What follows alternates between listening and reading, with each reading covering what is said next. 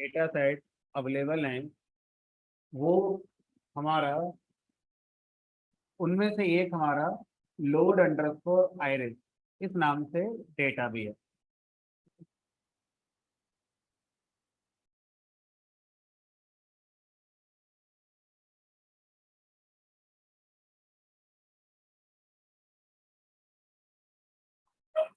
इस आइरिस वाले डेटा को लोड करेंगे।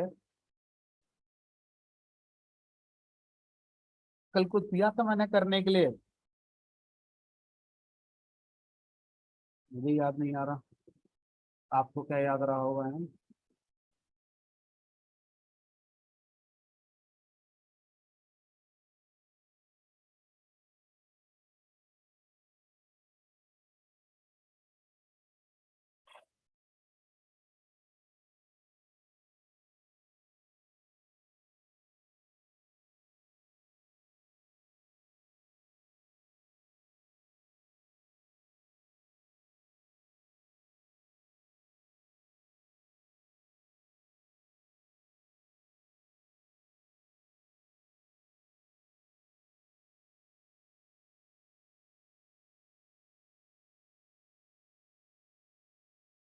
चलिए इसी के साथ फिर मैं आगे बढ़ाता हूँ। आइरिस वाले को आप लोड करेंगे।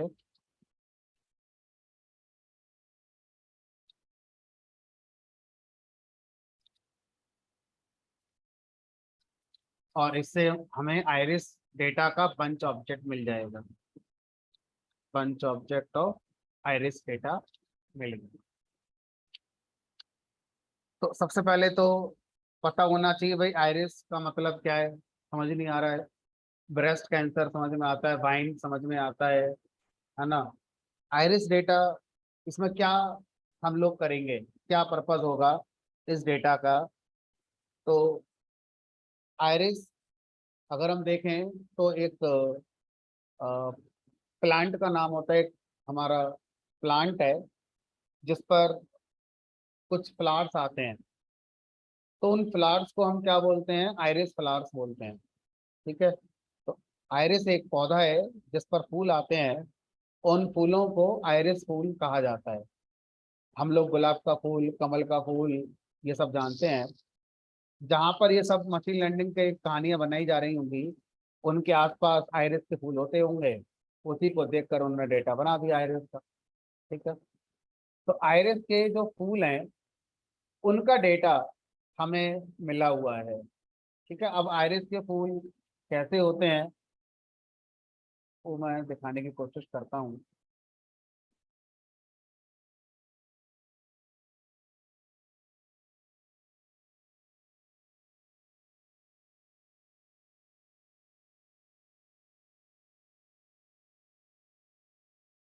तो ये होता है आइरिस का फूल।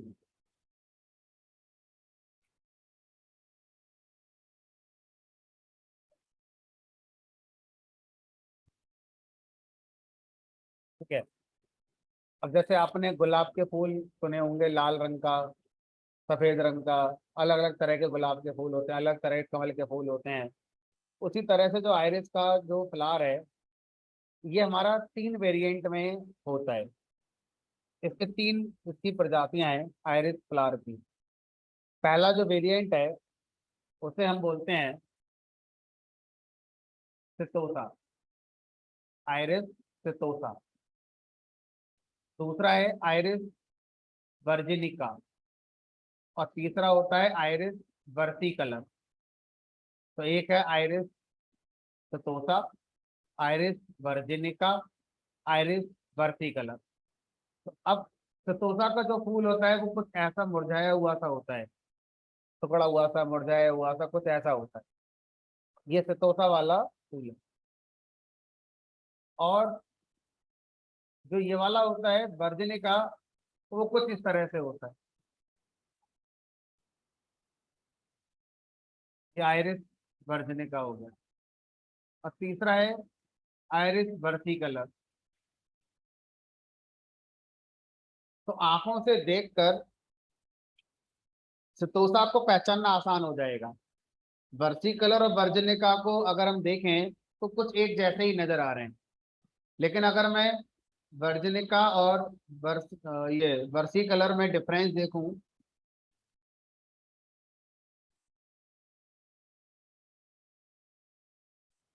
दिख रहा है कुछ डिफरेंस? शायद ये वाला जो एरिया है, ये ये इसकी विड्थ मुझे ज्यादा लग रही है, लेंथ इतनी नहीं है। यहाँ पर देखो ये लेंथ भी अच्छी खासी है, विड्थ भी ठीक ठाक है, मतलब बस एक। और कुछ कलर में देखो तो ये थोड़ा सा वाइटनिंग कलर में है, ये थोड़ा सा हमारा नहीं है। कुल मिलाकर सतोसा के ये तीन वेरिएंट होते हैं। सतोसा सॉरी, आयरिस के तीन वेरिएंट होते हैं, सतोसा, वर्जनिका, वर्सिकलर। अब हमें एक मॉडल ट्रेन करना है इस डेटा का यूज करके, जिसका काम ये होना है कि आप उस मॉडल को आयरिस का फ्लावर दिखाएंगे और मॉडल ये बताएगा कि वो कौन सा वेरिएंट है, सतोसा है, वर्जिनिका है या वर्सिकलर। इस काम को करने के लिए मॉडल को ट्रेन करना है। तो अब मॉडल को ट्रेन करने के लिए आयरिस फ्लावर के किन किन पैरामीटर्स को आप बताओगे, क्या क्या आप फीचर्स यूज करोगे जिससे कि मॉडल आसानी से ट्रेन हो जाए, पहचान ले कि भाई इस तरह के फीचर्स पर ये सतोसा होता है या वर्जिनिका होता है या वर्टिकलर होता है। तो कलर नाम से कोई फीचर नहीं है कि रंग देख के पहचान लो आप। तो हमें टोटल 4 फीचर बताए गए हैं। कौन कौन से 4 फीचर हैं उनकी बात करते हैं। तो किसी भी आयरिस फ्लावर में दो चीजें हमें पहले पता होनी चाहिए, एक होता है सेपल, एक होता है हमारा पेटल। तो आयरिस फ्लावर में जो आपकी पत्तियां होती होंगी, जो आयरिस की लीव्स होती हैं, वो दो तरह की लीव्स हैं। एक सेपल टाइप की लीव होती है और एक पेटल टाइप की लीव होती है।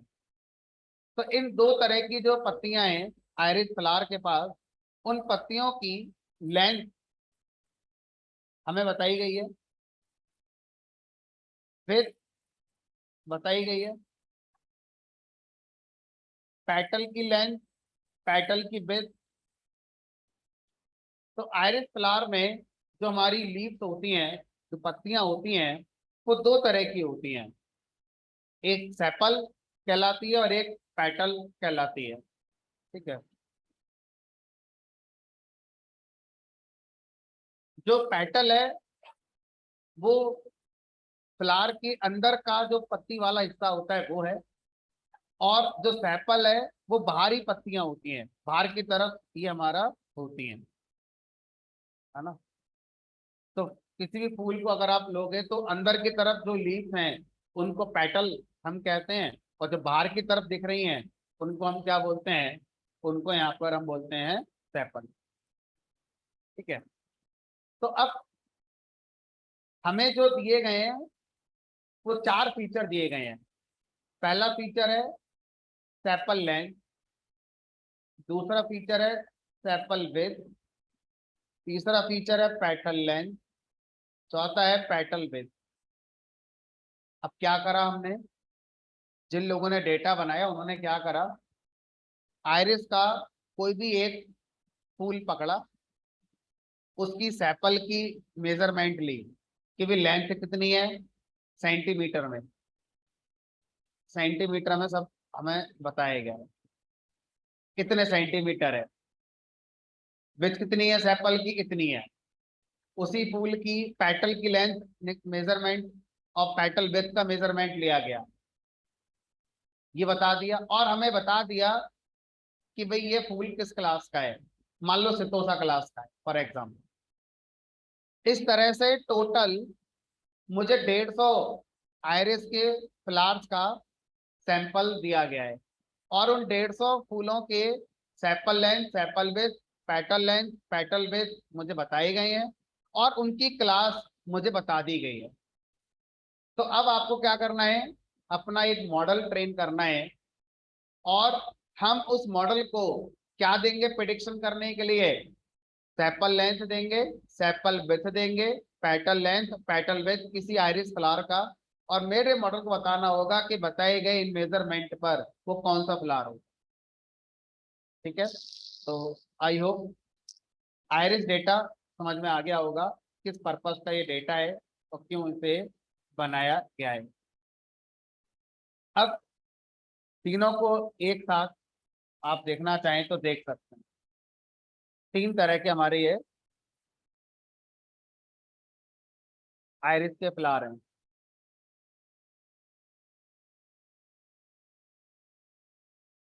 अगर वो चाहते तो कलर जैसा एक फीचर 5 में रख सकते थे, बट उन्होंने नहीं दिया। तो टोटल 150 सैंपल हमें मिले हुए हैं। उन 150 में 3 क्लासेस हैं, 50 एग्जाम्पल पर क्लास, यानी कि 50 सैंपल सतोसा के हैं ट्रेनिंग में, 50 सैंपल वर्ती कलर वाले क्लास के हैं, और 50 सैंपल वर्जिनिका वाले क्लास के हैं।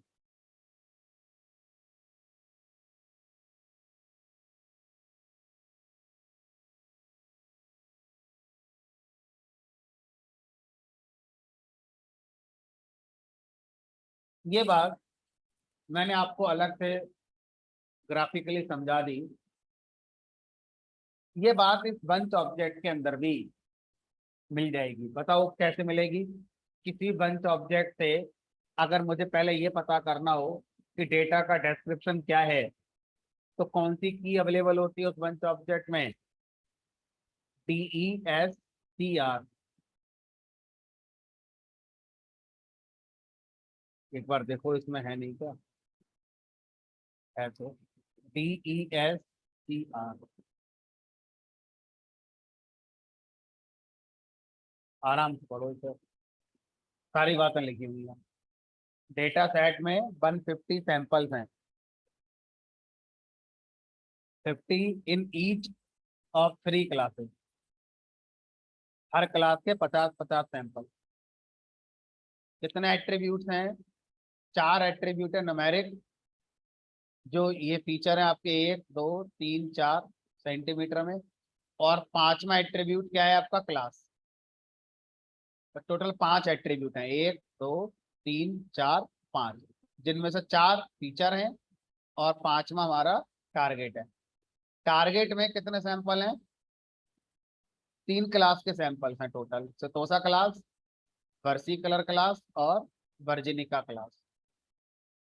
स्टैटिस्टिक्स हमें बताया ही जाता है जिससे हम समझ पाए कि डेटा में स्केलिंग की जरूरत तो नहीं है कहीं, है ना। तो अब यहाँ पर ये हमें हर फीचर का मिनिमम मैक्सिमम बता दिया गया है।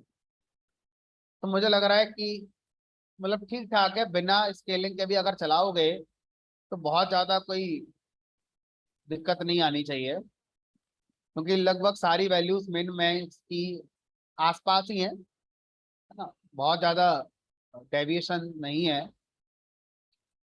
अच्छा, इसमें एक नई चीज भी दे रखी है, क्लास कोरिलेशन। क्या बताएगा क्लास कोरिलेशन हमारा?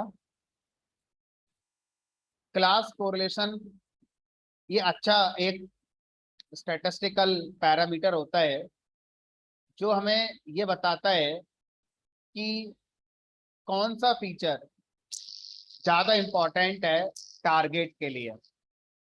तो जिसके कोरिलेशन की वैल्यू हाई होगी वो फीचर ज्यादा इम्पैक्ट डालेगा किस पर? हमारा क्लास को डिसाइड करने में। तो sepal length, petal width, sepal width, अगर इन चारों को देखें तो हाई किसमें कोरिलेशन हमारा? पेटल लेंथ और पेटल विड्थ। यानी कि ये 3 तरह के जो आइरिस के फ्लावर्स होते हैं, इन तीनों में सेपल को लेकर इतना कुछ नहीं है, बट पेटल को लेकर अगर मैं देखूं तो पेटल के बेस पर हम जल्दी बता सकते हैं कौन सा फ्लावर होगा। तो ये बात हमें कोरिलेशन से पता चल जाती है। ठीक है, अब आगे चलते हैं। और हमें बताया गया है मिसिंग एट्रीब्यूट वैल्यू नन। ऐसा कोई भी सैंपल नहीं है जिसमें मिसिंग वैल्यू हो। अच्छा डेटा है। क्लास डिस्ट्रीब्यूशन हर क्लास के बराबर बराबर सैंपल हैं, 33% लगभग। अब इनमें हमको इंटरेस्ट ही नहीं है। जिस इंसान ने बनाया अपना प्रमोशन कर रहा है वो, ठीक है, जिसने भी जो बनाया, आगे हमारा कोई इंटरेस्ट नहीं। क्या करो, इस डेटा के अंदर से क्या निकालोगे अब? फीचर मैट्रिक्स और टारगेट। तो बंच ऑब्जेक्ट के अंदर से अगर आपको फीचर मैट्रिक्स निकालनी होती है तो किस की का यूज करके निकालते हैं? डेटा। ठीक है, तो यहाँ पर जो बंच ऑब्जेक्ट आया है आइरिस का डॉट डेटा, इससे आपका फीचर मैट्रिक्स आ जाएगी और टारगेट आपका इससे आ जाएगा। एक्स और वाई तैयार, स्प्लिट कर दिया आपने, बाकी सब खेल आपका रखा हुआ है। एकदम बढ़िया फर्स्ट क्लास चल रहा है, देखो 97 मतलब ना के बराबर वेरिएंस है। तो रियल लाइफ में ऐसा पॉसिबल नहीं होता है। ये तो बहुत बढ़िया डेटा है, सब कुछ एकदम परफेक्ट है, इसमें कोई कमी नहीं है।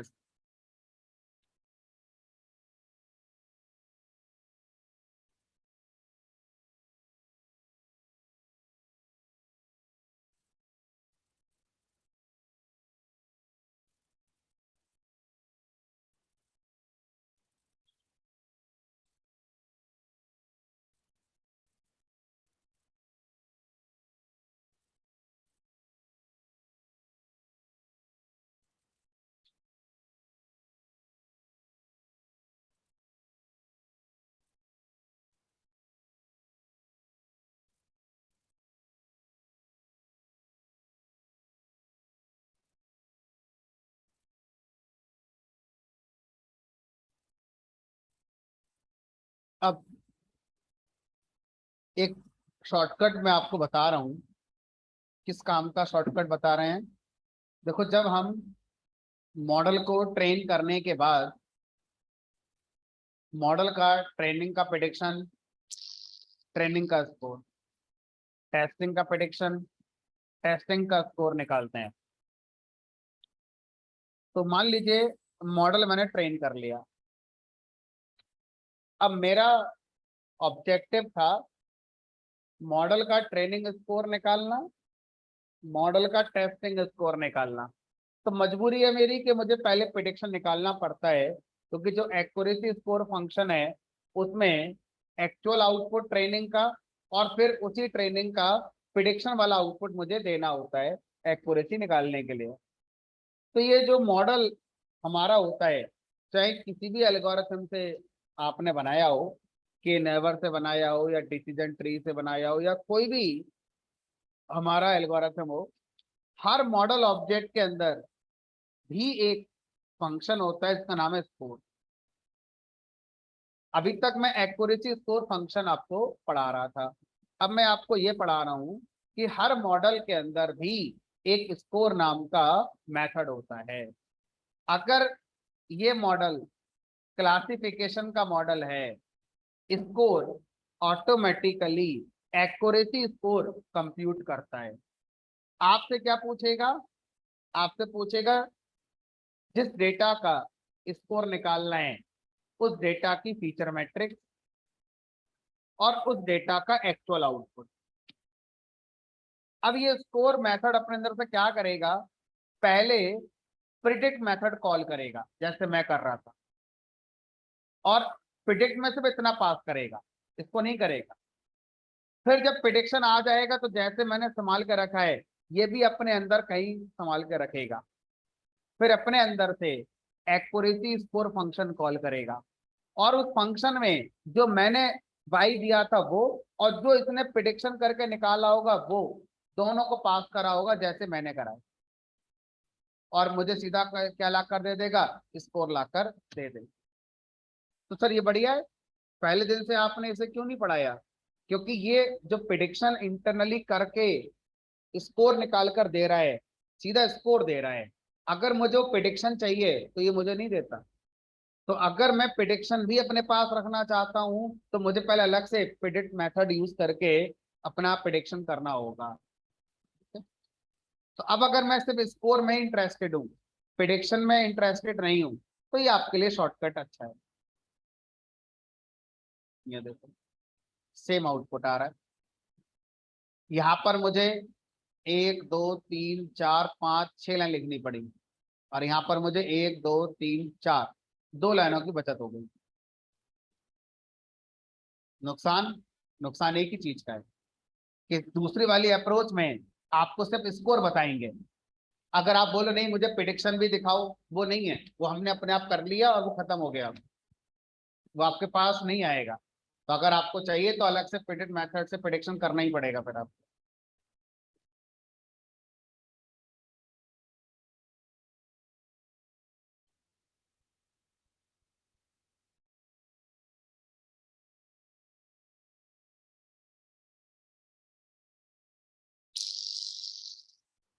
नवनीत, क्वेश्चन समझ में नहीं आया मेरे, एक बार अनम्यूट करो और पूछो क्या पूछो। सर जैसे इसमें ये जो मॉडल डॉट स्कोर करके लिखे सर, इसमें x1 पॉइंट क्या होगा और y1 पॉइंट क्या होगा, ये सर कैसे इसमें देखना होगा, तो कैसे देखेंगे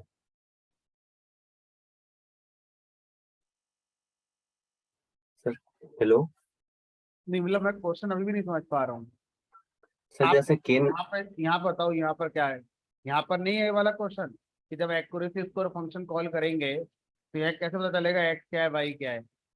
ये सर वहाँ भी सर, वहाँ भी x1 और वो पंच आइरिस डेटा में x1 पॉइंट हम देखना चाहते हैं और y1 पॉइंट देखना चाहते हैं, जहाँ से सबसे वो डिस्टेंस फाइंड करता है वो। देखो ये जो आपका स्कोर है, स्कोर फंक्शन कुछ ही फाइंड नहीं करता। स्कोर फंक्शन का काम है दो एरे को आपसे मांगना और उन दो एरे को मैच करके आपको दे दे। जो डिस्टेंस ढूंढने वाला काम है वो कौन करेगा? हमारा ये मॉडल करेगा।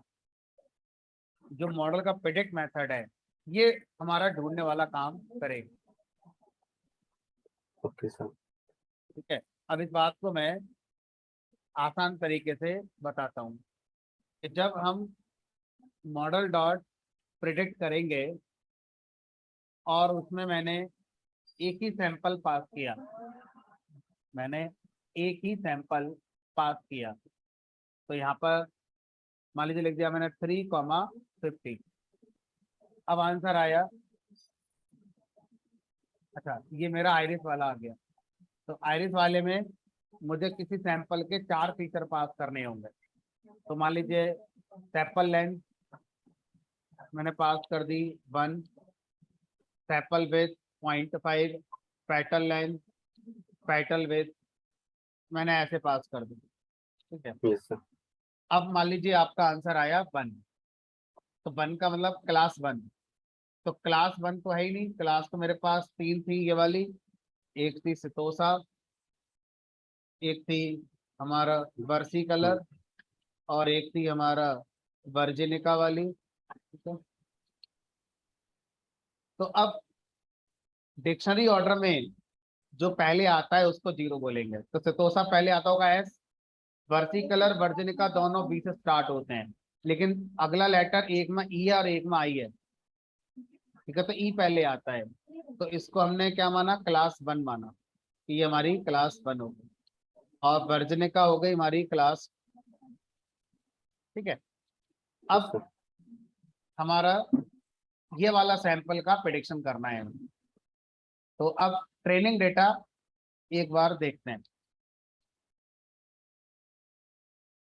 ये ट्रेनिंग डेटा, अब हमें क्या करना है? हमें इस वाले सैंपल का प्रिडिक्शन करना था कि कौन सा है। तो इंटरनली क्या करा होगा? प्रिडिक्ट मेथड ने इस वाले पॉइंट को एक माना होगा और इस वाले पॉइंट को एक दूसरा पॉइंट माना होगा।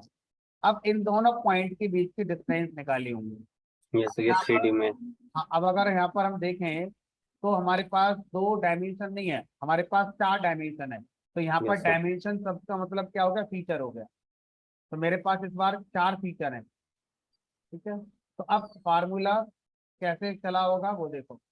तो मान लीजिए हो गया आपका 7.7 माइनस 1 का होल स्क्वायर प्लस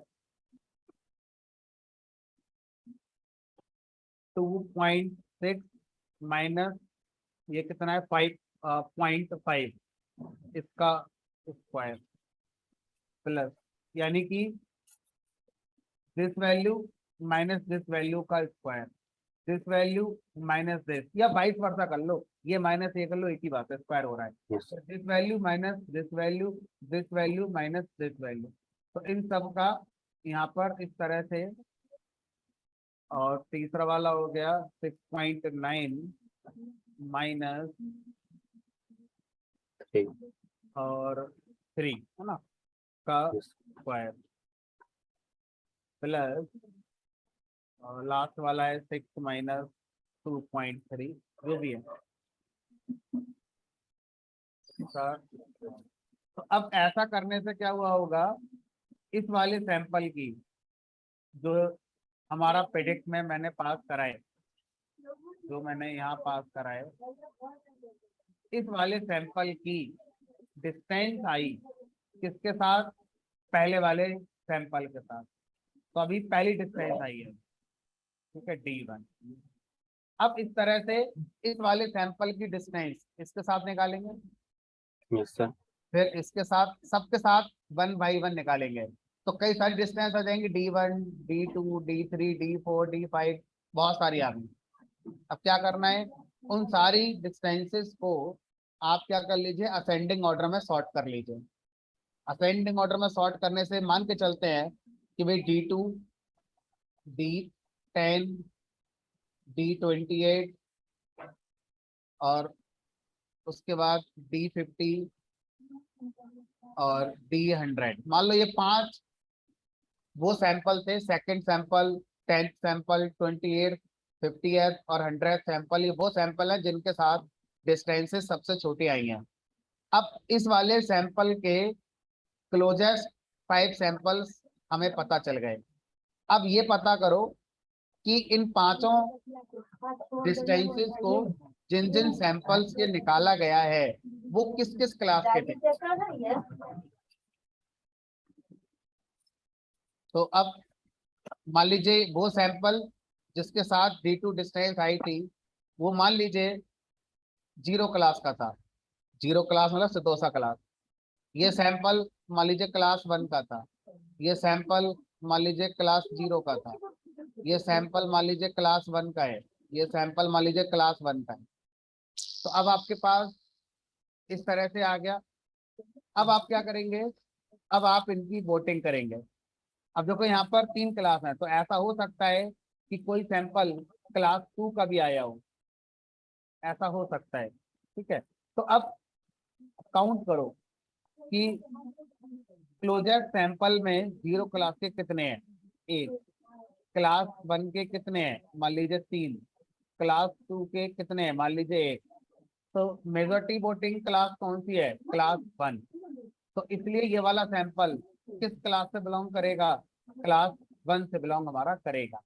अगर मान लीजिए 2 क्लास ऐसी होती जिनके बीच में टाई हो जाता कि यहाँ पर 0, यहाँ पर 1, यहाँ पर 2, यहाँ पर 1 और यहाँ पर 2, तो अब 1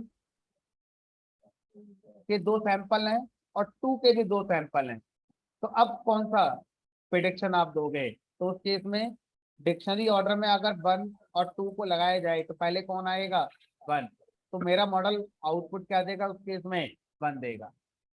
तो इस तरह से हमारा इस वाले एग्जाम्पल के साथ हम उस डिस्टेंस वाले कॉन्सेप्ट को देख सकते हैं।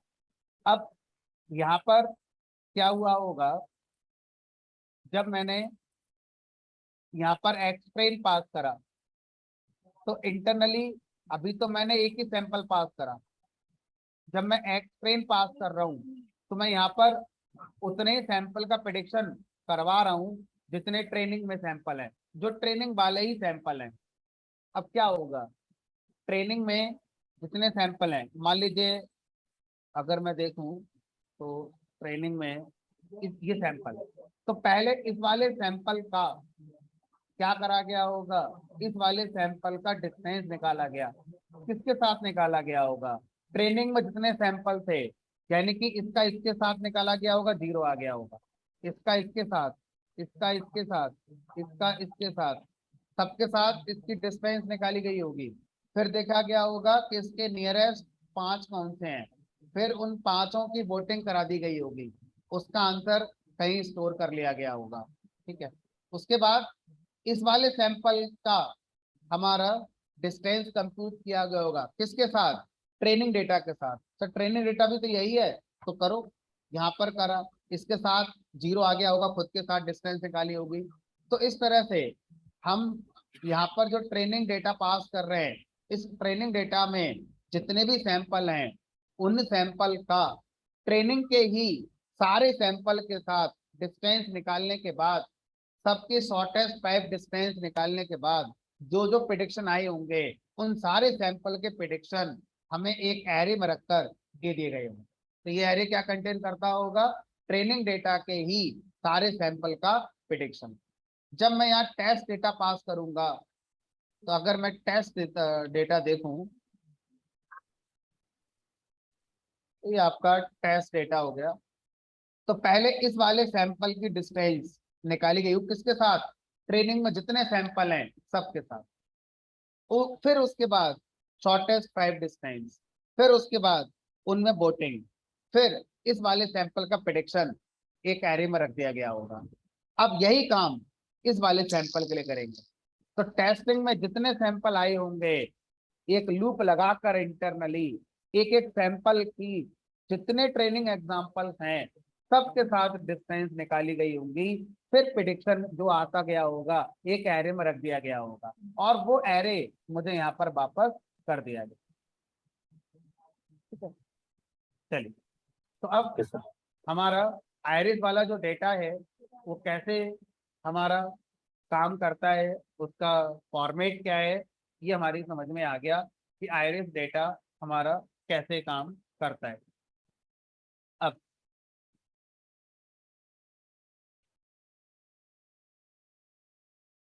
एक और डेटा, फाइन वाला डेटा, तो वही फ्रॉम sklearn डॉट डेटा, ऊपर भी मैं लिख चुका हूँ, बस वहां जाके लास्ट में कॉमा लगा के लिख दो, दोबारा लिखना है दोबारा लिख लो। इंपोर्ट, बताओ क्या लिखूं, लोड अंडरस्कोर फाइन। फाइन का बंच ऑब्जेक्ट मिलेगा जब आप लोड फंक्शन को चलाएंगे। तो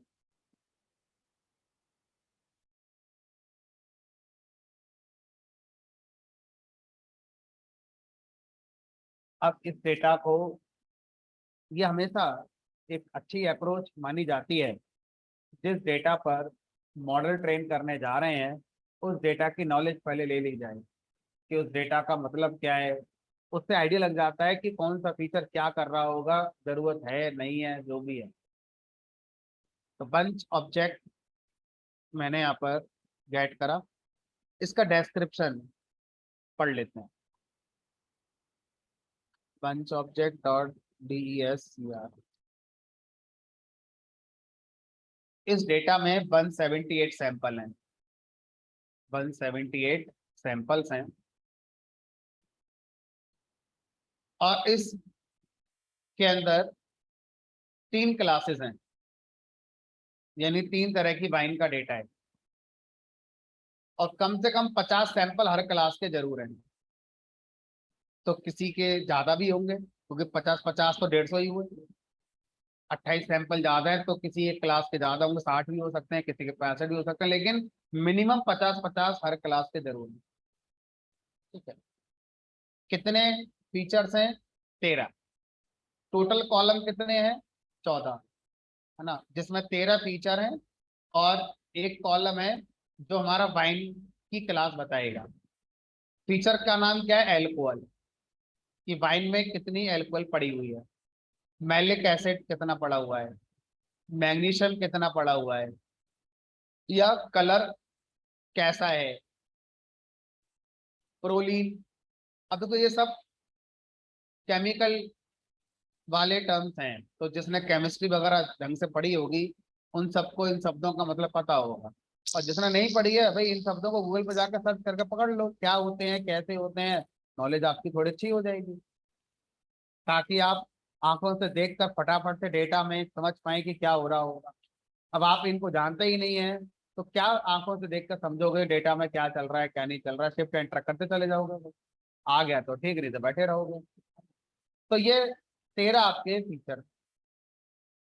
अब इन 13 फीचर के लिए, अब यहाँ पे क्लास का नाम बोल ही दिया, जो आप सोच रहे होगे कि फाइन के जो नाम होते हैं, है ना, कौन कौन सी फाइन होती है भाई, अब नहीं बताओगे हैं कौन कौन सी होती है। चलो, एक तो माल्या वाली होती है भाई, कौन सी है वो, माल्या कौन सी शराब बेचते थे, रॉयल स्टैग। अच्छा जी। और दिल्ली में एक पे एक फ्री जो मिल रही है वो कौन सी मिल रही है अभी, हाँ किंगफिशर। अच्छा किंगफिशर भी तो आती है कोई, बराबर। तो ये जो नाम है वो नहीं लिखे हैं, तो यहाँ पर उन्होंने class 0 wine, class 1 wine, class 2 wine ऐसे लिख दिया। थोड़ा इंटरेस्टिंग हो जाता अगर नाम लिख देते तो, बट ये थोड़ा उनका फिर प्रमोशन हो जाता, फिर वो कंपनी वाले आ जाते कि भाई आपने हमारा नाम यूज कर लिया, हमें कुछ इनकम दो, कुछ कमीशन दो।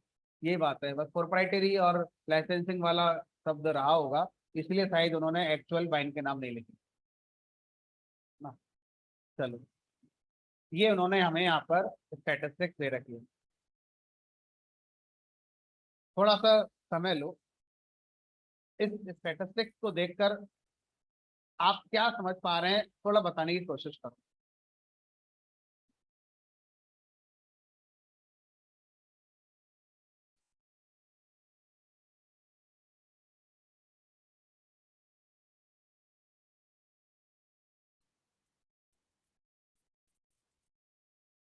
SD का मतलब स्टैंडर्ड डेविएशन, मीन के अराउंड डेटा का स्प्रेड क्या बताता है, स्टैंडर्ड डेविएशन बताता है।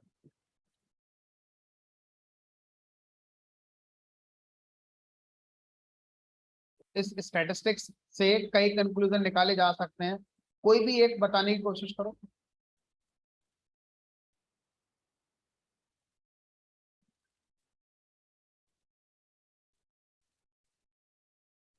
प्रोलीन का रेंज, अच्छा ठीक है, जो आपने देखा है वो ठीक है, कि भाई जो प्रोलीन फीचर है अगर हम उसको देखें और बाकी फीचर्स को देखें तो प्रोलीन की रेंज बहुत ज्यादा है, बाकी फीचर्स रेंज इतनी नहीं है। मतलब ये हमें फीचर स्केलिंग की तरफ इशारा कर रहा है कि फीचर स्केलिंग हमें करनी पड़ेगी। और एक और है जो हमें फीचर स्केलिंग के लिए फोकस करवाएगा, मैग्नीशियम। मैग्नीशियम और प्रोलीन ये दो फीचर ऐसे हैं जिनकी वैल्यूज थोड़ा हाई रेंज में है, बाकियों की वैल्यू हमारा लो रेंज में आ रही है। तो पहला सिग्नल तो यही आया है कि भी डेटा में जरूरत पड़ेगी फीचर स्केलिंग की, बिना फीचर स्केलिंग के अच्छा मॉडल ट्रेन नहीं होगा। अच्छा, और कोई बात जो देख पाओ डेटा से।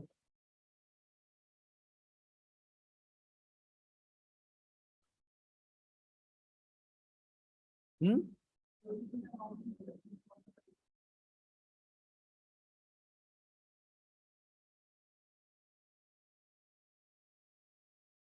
अच्छा, तो ये कह रहे हैं प्रोलीन में एनोमली भी है, मतलब आउटलायर्स भी है उसमें, क्योंकि उसका जो स्टैंडर्ड डेविएशन है बहुत हाई है। कुछ सही चीजें आप पकड़ रहे हो, यहाँ पर अगर आप देखो तो ये जो स्टैंडर्ड डेविएशन है, हाई स्टैंडर्ड डेविएशन, इसी बात का सिग्नल देता है कि आपका डेटा में आउटलायर काफी होंगे। लो स्टैंडर्ड डेविएशन ये बताता है कि आपके जो डेटा पॉइंट है भले ही हाई रेंज में है, लेकिन वो काफी कैसे होंगे, डेंस होंगे। डेंस का मतलब है इकट्ठे होंगे कई कई जगह पर, 4 एक जगह, 6 एक जगह, 8 एक जगह, 9 एक जगह, ऐसे भीड़ में होंगे। लेकिन अगर स्टैंडर्ड डेविएशन थोड़ा हाई है तो ऐसा हो सकता है कोई पॉइंट अकेला कहीं पड़ा होगा, उसके आसपास साइड ही कोई हो, ऐसा होने के चांस ज्यादा होंगे अगर हमारा स्टैंडर्ड डेविएशन की वैल्यू हाई जा रही है। तो स्टैंडर्ड डेविएशन से देखकर हम शायद बता पाए। और साथ में मीन और दे दिया गया है, मीन और स्टैंडर्ड डेविएशन के बीच में कितना डिफरेंस आ रहा है, लगभग 400 का डिफरेंस आ रहा है। ठीक है, तो ये एक सिग्नल है, गारंटी नहीं है कि आउटलायर होंगे ही होंगे, सिर्फ एक सिग्नल है कि भाई आपके डेटा में प्रोलीन जो फीचर है, इसको थोड़ा ध्यान देना, इसमें शायद आउटलायर निकलेंगे। ठीक है, चलो, मैग्नीशियम वाला भी कुछ ऐसे ही कहना चाह रहा है बहरहाल। और इसमें एक चीज और दी जा सकती थी, उन्होंने दी नहीं है, अगर दे देते तो मेरा काम बड़ा आसान हो जाता। क्या इसमें टोटल कितने फीचर्स हैं भाई, देखना, 1 2 3 4 5 6 7 8 9 10 11 12 13। क्या ये सारे फीचर मेरे काम के होंगे? क्योंकि अगर मेरा मॉडल ज्यादा फीचर्स के साथ ट्रेन किया गया है और उन ज्यादा में कुछ ऐसे फीचर हैं जिनका कोई मतलब नहीं है मॉडल ट्रेनिंग में, वो इररिलेवेंट फीचर हैं, उनकी जरूरत ही नहीं थी, अगर वो नहीं भी होते तब भी मेरा मॉडल उतना ही सीखता जितना उनके होने से सीखा है। तो उन फीचर के होने ना होने से फर्क ही नहीं पड़ता। लेकिन अगर वो फीचर अवेलेबल हो गए, मॉडल को ओवरफिटिंग में ले जाने में वो फीचर हेल्प कर देते हैं। तो मॉडल ओवरफिटिंग होने की एक वजह ये भी होती है कि मेरे मॉडल में जरूरत से ज्यादा फीचर हैं, या ऐसे फीचर है जिनकी जरूरत ही नहीं है, उनके ना होने से भी मॉडल वही सीख रहा है जो उनके होने से सीख रहा है। तो ऐसे फीचर को एलिमिनेट कर देना चाहिए, ऐसे फीचर को ड्रॉप करके आपको मॉडल ट्रेन करना चाहिए, उनके साथ आपको मॉडल ट्रेन नहीं करना चाहिए। अब सर ये बात मुझे कहाँ पता चलेगी कि कौन सा फीचर काम का है कौन सा फीचर काम का नहीं है? तो यहाँ पर क्या होना चाहिए था, यहाँ पर कोरिलेशन और होना चाहिए था। अगर कोरिलेशन बता देते तो जहां पर कोरिलेशन की वैल्यू हाई आ रही है, जहां पर कोरिलेशन की वैल्यू हाई आ रही है, इसका मतलब ये होता कि वो फीचर ज्यादा इम्पैक्ट डालेगा। और जहां पर कोरिलेशन की वैल्यू लो आ रही है, इसका मतलब है कि इस फीचर का इसका कोई मतलब ही नहीं, हटा दोगे तो भी और लगा दोगे तो भी फर्क ही नहीं पड़ेगा मॉडल। अब सर नहीं है तो क्या करें? इनको दोष दें जिन्होंने डेटा बनाया कि क्यों नहीं बनाया कोरिलेशन? अरे उन्होंने इतना दे दिया यही बहुत है, उन्होंने आपको मिनिमम मैक्सिमम बता दिया, वो चाहते तो ये भी सब नहीं देते आपके लिए, उनका मन ये भी नहीं दे रहे, बस डेटा दे दिया, आप देखो अपने आप क्या करोगे। क्या फ्रूट वाले डेटा का इतना भी पता था हमें? क्या जो मैंने आपको ऑनलाइन शॉपिंग वाला जो डेटा दिया था जिसमें जेंडर था, क्या उसके बारे में इतना भी पता था? इतना भी नहीं पता था। तो आपको ये सब अपने वाले डेटा का पहले निकालना होता है, अपने वाले डेटा का जो स्टैटिस्टिकल पैरामीटर्स हैं पहले आपको ने निकालना होता है। और इसी को हम मशीन लर्निंग के किस स्टेप में बोलते हैं? ईडीए, जो हमारा प्री प्रोसेसिंग वाला स्टेप होता है, प्री प्रोसेसिंग एंड ईडीए, तो वो यही होता है, एक्सप्लोरेटरी डेटा एनालिसिस। तो ईडीए का मतलब क्या है? हम डेटा में जो स्टैटिस्टिकल प्रॉपर्टीज हैं उनको फाइंड आउट कर रहे हैं। जब हम ऐसा करते हैं तो इसी को हम क्या बोलते हैं टेक्निकल वर्ड में? ईडीए, कि मैंने डेटा का ईडीए कर लिया। तो सर ये तो करना ही चाहिए सर मुझे, कोई भी डेटा जब मशीन लर्निंग के लिए आएगा तो ये तो मुझे करना चाहिए। तो हमने कहा हाँ, तभी तो स्टेप बनाया गया मशीन लर्निंग का, है ना, हम लोग करते नहीं है।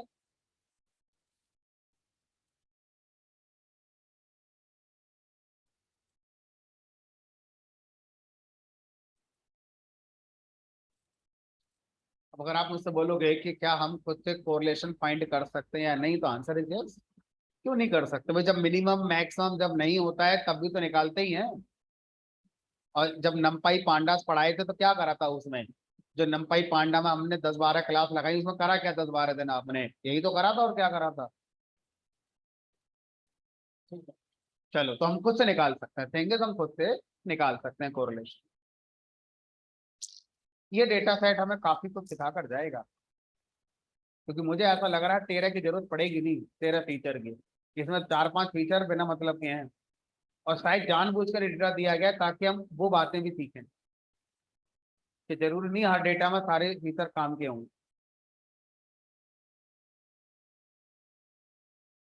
चलिए फिलहाल मॉडल को लेकर आते हैं, ट्रेन करते हैं।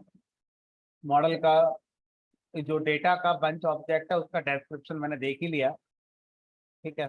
अब फटाफट से इसका एक्स वाई निकाल कर मैं करता हूँ। तो अब मुझे ज़्यादा समय लगना नहीं चाहिए, क्योंकि ऑलरेडी ये सब हम लोगों ने कर लिया है। अगेन आप लोगों से यही मैं कहूँगा कि आप लिखें, अपने हाथों को, अपने ब्रेन को आदत पड़वाएं इन शब्दों को लिखने की, इन शब्दों को सुनने की, क्योंकि ये सारे शब्द किसी और लैंग्वेज में कहीं किसी तरह की फील्ड में नहीं मिलते। पहली बार इस तरह की चीज़ें लाइफ में हमारी आई हैं। इफ एल्स लूप कंडीशन, ये तो सब पड़ा हुआ है, इसको सीखने के लिए एफर्ट नहीं लगाने हो, क्योंकि सब सुना सुना है।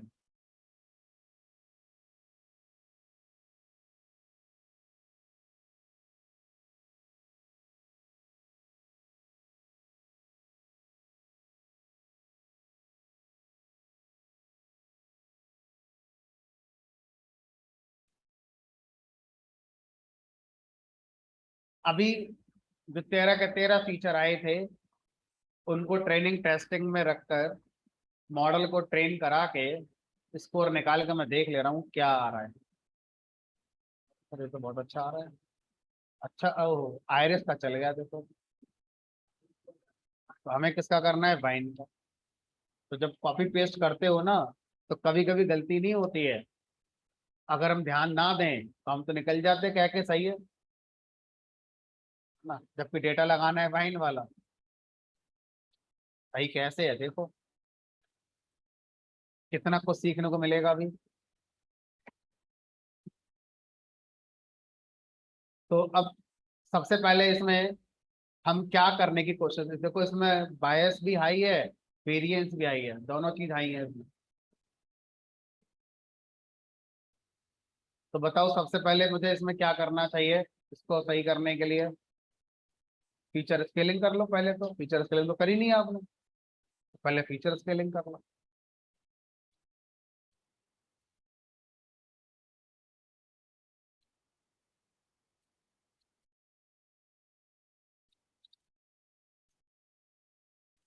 मैं स्टैंडर्ड स्केलर को यूज कर ले रहा हूँ।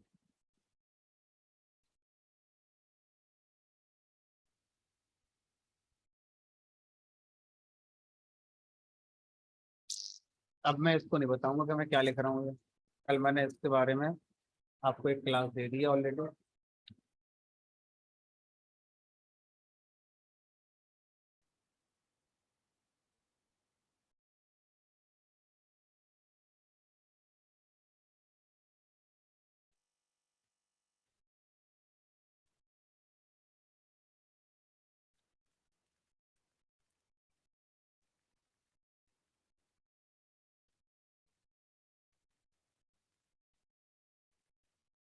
अभी वही 13 फीचर्स के साथ हम लोग फिर आ रहे हैं, ठीक है। और यहाँ पर फर्क तो पड़ता है सर, 96-91 हो गया, बायस भी लो रहे, मतलब कम हो गया, और वेरिएंस भी कम हो गया। तो अब हमारा मोटिव ये होना चाहिए और अच्छा हो जाए भाई। 96 वाला चलो 96 रह जाए, 91 वाला 95 तो पहुंचे, कम से कम वेरिएंस और कम हो जाए। 96 वाला 98 हो जाए, 91 वाला 97 हो जाए, तो और अच्छी बात है, हो जाए तो क्या दिक्कत। तो ये बात तो हमने कल भी देखी, आज भी देख ली, और हमेशा है कि फीचर स्केलिंग तो काम करती है। फीचर स्केलिंग बहुत जरूरी है।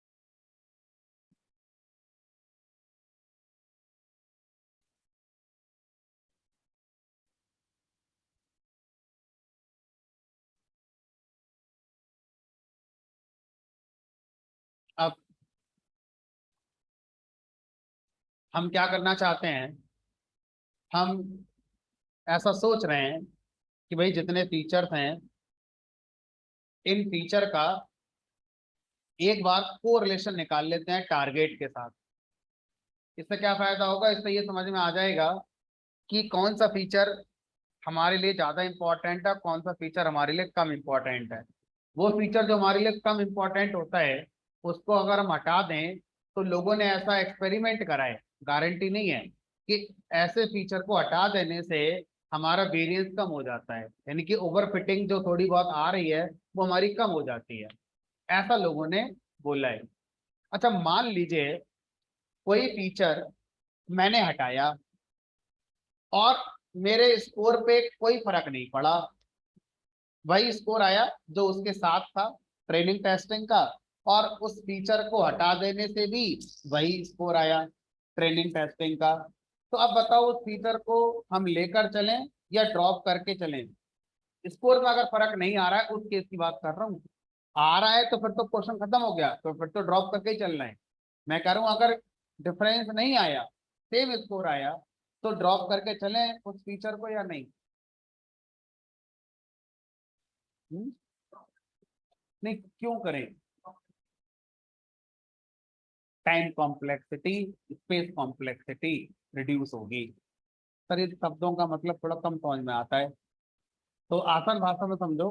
अगर फीचर ज्यादा होंगे तो रैम में ज्यादा स्पेस यूज होगा। भाई अगर 10 फीचर हैं, स्कोर आया, 8 फीचर हैं, स्कोर आया, दोनों में सेम आया, तो भाई दो की मेमोरी में क्यों लगाऊं ज्यादा फिर।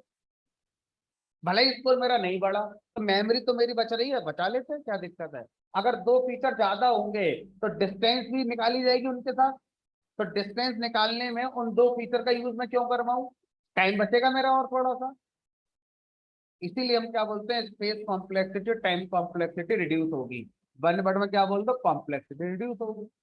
तो मेरा कोड हमारा पहले से बेटर वे में, एफिशिएंट मैनर में रन हो जाएगा। इसलिए मैं, अगर स्कोर में फर्क नहीं भी पड़ता है, स्कोर हमारा उतना का उतना रहता है, तो भी बढ़िया है। कम से कम मेमोरी बचेगी, कम से कम एग्जीक्यूशन तो फास्ट होगा। तो पहले वो फीचर तो पता करो जिनको आप हटाने की कोशिश कर रहे हो। ऐसा ना हो कि स्कोर कम हो जाए, अगर स्कोर कम हो जाए तो नहीं हटाना है, तो फिर साथ में लेके चलो। कैसे करते हैं कोरिलेशन टेस्ट। कोरिलेशन टेस्ट दो तरह का होता है। पहला होता है रिग्रेशन के केस में, दूसरा होता है क्लासिफिकेशन के केस में। क्लासिफिकेशन के केस में क्या होता है, जो मेरे फीचर हैं वो न्यूमेरिक होते हैं, और जो टारगेट है वो मेरा कैसा होता है, कैटेगोरिकल। उसमें क्लास होती है, उसमें नंबर हो भी सकता है, नंबर उसमें नहीं भी हो सकता। जैसे एप्पल बनाना वाले केस में हमारा टारगेट एप्पल बनाना है। आयरिस वाले डेटा में चलो 0 1 2 की जगह अगर मैं सतोता, वर्सी कलर, वर्जनिका के साथ ही आगे बढ़ूं, तो भी तो टारगेट क्लास ही है, 3 क्लास है उसमें। ठीक है। तो दो अलग तरह के कोरिलेशन टेस्ट होते हैं। एक का नाम आपने सुना होगा, एक का नाम आपने शायद नहीं सुना हो। देखते हैं क्या कह रहे हैं सर आप।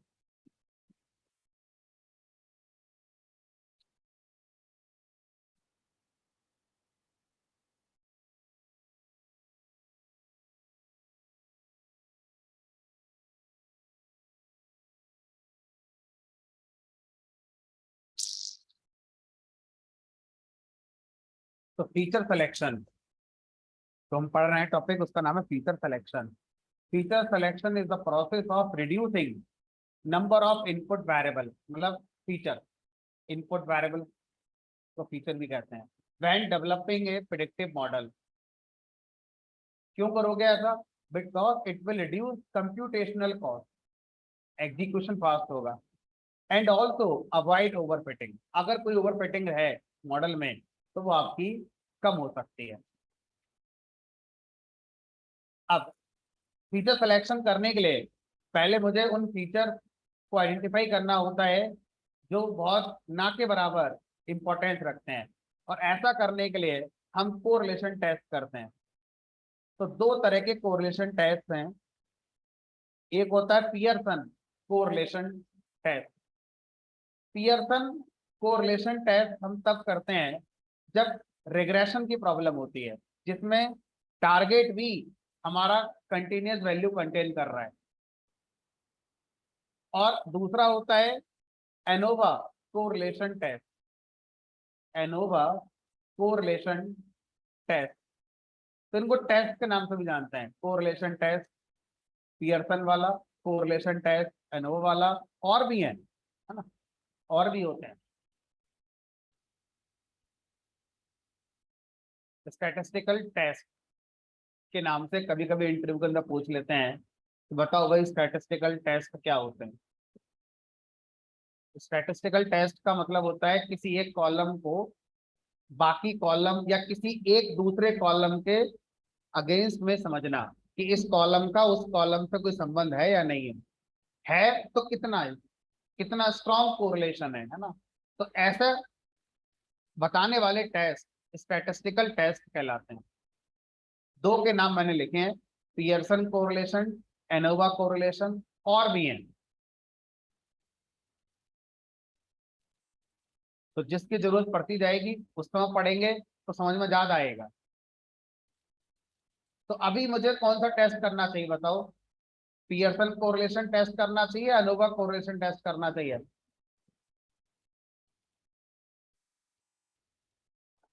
तो अभी हमारा डेटा बाइन वाला डेटा है, बाइन वाले डेटा में क्लासिफिकेशन की प्रॉब्लम है या रिग्रेशन की प्रॉब्लम है? टारगेट में क्या है मेरा, तीन तरह की क्लासेस हैं, क्लास 0, क्लास 1, क्लास 2। तो क्लास 0, क्लास 1, क्लास 2, तीन तरह की क्लासेस हो गई हमारी, है ना। तो एनोवा टेस्ट हमें यहाँ पर करना चाहिए, एनोवा कोरिलेशन टेस्ट हमें करना चाहिए। अब सर करना चाहिए समझ में आ गया, कैसे करना चाहिए? तो ये मैंने आपको नीचे लिख दिया है कि साइकिट लर्न में एनोवा टेस्ट करने के लिए एसके लर्न पैकेज के अंदर फीचर सिलेक्शन नाम का एक मॉड्यूल होता है, जिसके अंदर एक फंक्शन है एफ अंडरस्कोर क्लासेस। क्लासेस मतलब क्लासिफिकेशन। ये फंक्शन क्या करता है, अपने अंदर से एनोवा टेस्ट करता है। एनोवा की फुल फॉर्म भी होती है बट उसमें कुछ खास है नहीं सीखने के लिए, एनालिसिस ऑफ वेरिएंस। एनोवा की फुल फॉर्म होती है एनालिसिस ऑफ वेरिएंस।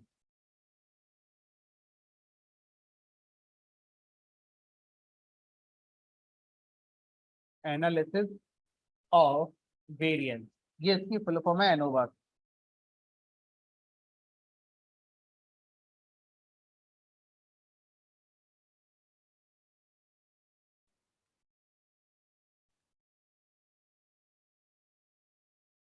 चलिए अब मैं आपको कोड में करके दिखाता हूँ।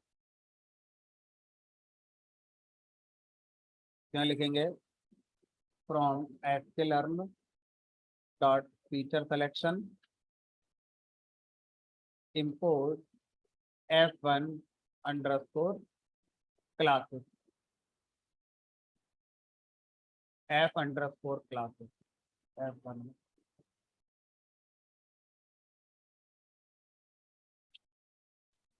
अभी फंक्शन क्या बोलेगा, ये फंक्शन बोलेगा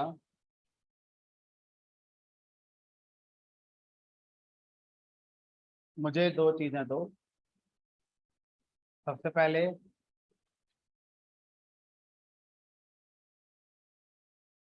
फीचर को कंटेन करने वाली फीचर मैट्रिक्स, ये लो एक्स।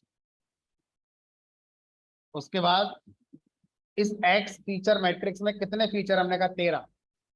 हर फीचर का कोरिलेशन निकालेंगे, किसके साथ, टारगेट के साथ। टारगेट बताओ किसमें रखा हुआ है, वाई। तो ये अपने अंदर से क्या करेगा, इस एक्स के अंदर जितने फीचर हैं हर फीचर का इंडिविजुअली वाई के साथ क्या निकालेगा, कोरिलेशन निकालेगा, और वो मुझे वापस करेगा।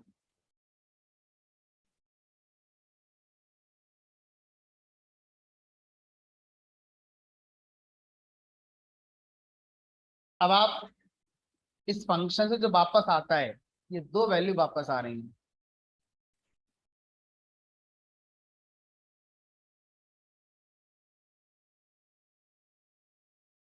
दो एरे आए हैं। पहला वाला जो एरे होता है उसे बोलते हैं यहाँ पर हम एस वैल्यू, और दूसरा वाला जो होता है उसे बोलते हैं हम पी वैल्यू। एस मतलब स्टैटिस्टिकल वैल्यू, पी मतलब प्रोबेबिलिटी वैल्यू। एस मतलब स्टैटिस्टिकल वैल्यू, पी मतलब प्रोबेबिलिटी वैल्यू। तो अभी हमें पी वैल्यू का यूज नहीं करना है, पी वैल्यू का पर्पस कुछ और है। अभी हम जो करना चाहते हैं वो हम एस वैल्यू से करेंगे। एस वैल्यू क्या बताती है? हमारा कोरिलेशन बताती है। एस वैल्यू अगर हाई है, एस वैल्यू अगर हाई है तो वो फीचर टारगेट पर ज्यादा डिपेंड करता है। उस फीचर के होने से या ना होने से बहुत फर्क पड़ेगा टारगेट। और एस वैल्यू अगर लो है, इसका मतलब वो फीचर बेकार है, उसको हटा भी दोगे तो फर्क नहीं पड़ेगा। तो सर यहाँ पता कैसे चलेगा? चलो एस वैल्यू ही मैं निकाल लूं, पी वैल्यू को मैं छोड़ दूं, सिर्फ एस वैल्यू को मैं प्रिंट कराऊं। अब मुझे क्या पता कि ये किस फीचर की एस वैल्यू है और ये किस फीचर की एस वैल्यू है। उसी ऑर्डर में, जिस ऑर्डर में एक्स के अंदर फीचर रखे थे, उसी ऑर्डर में उन्हीं फीचर की हमारी क्या है, एस वैल्यू है। तो पहला फीचर क्या था? डिस्क्रिप्शन में एक बार देखो जाके, bunch of wine dot feature name, ये है।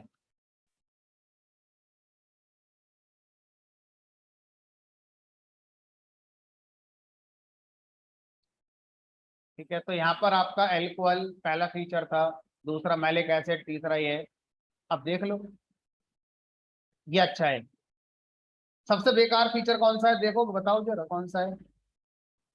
12 वाला कौन सा है? 1 2 3, ये भी बेकार है। तीसरा बेकार है,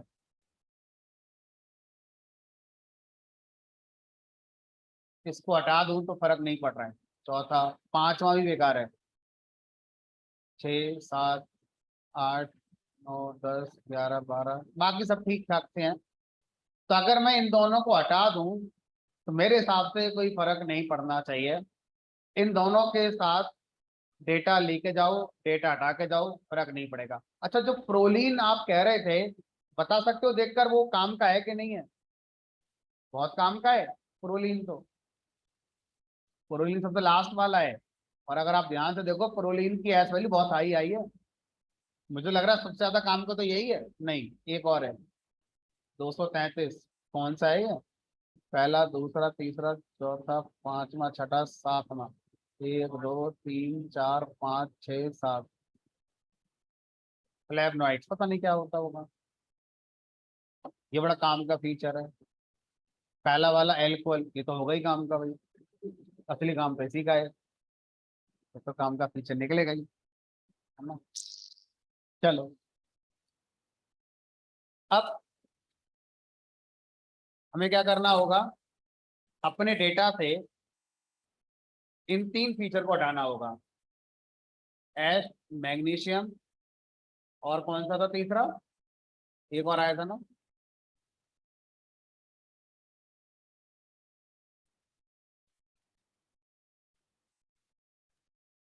कोरिलेशन कैसे फाइंड किया होगा उसका एक स्टैटिस्टिकल फार्मूला होता है। एनोवा का एक फार्मूला होता है, उस फार्मूले में आपका मीन, मोड, स्टैंडर्ड डेविएशन, इनका इस्तेमाल होता है। ठीक है, उन फार्मूलों को आप आराम से पढ़ सकते हैं, सर्च करके उनमें खुद से वैल्यू पुट करके निकाल सकते हैं।